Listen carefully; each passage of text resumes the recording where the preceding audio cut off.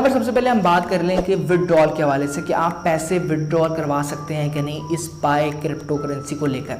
सबसे पहले अगर आपके पास अकाउंट है, आपके पास कॉइन्स मौजूद हैं, तो उसका हरगिज़ ये मतलब नहीं है कि आप उसको कैश की सूरत में जो है वो अपने पास किसी भी तरीके से विड्रॉल करा सकते हैं। उसकी सबसे बड़ी वजह यही है कि इसकी अभी तक की किसी भी किस्म की वैल्यू जो है वो मार्केट के अंदर डिफाइंड नहीं है। आप नहीं जानते कि जो आपके पास जो पाए नेटवर्क का एक कॉइन है उसका फिजिकली मार्केट के अंदर क्या स्टेटस है। जैसे बिटकॉइन है, आप उसको जाके गूगल पर लिखेंगे तो आपको पता चल जाएगा कि उसका $40,000 या फिर $45,000 जो भी उसकी वर्थ चल रही होती है वो हमें सामने आ जाती है। लेकिन पाए कॉइन्स की वर्थ अभी तक मार्केट में डिफाइन नहीं हुई, और जब तक डिफाइन नहीं हुई तो आप इसको जो है वो सिर्फ एक कॉइन ही है, आपके पास वर्चुअल कॉइन ही है, उसके अलावा अभी तक इसकी कोई भी हैसियत नहीं है।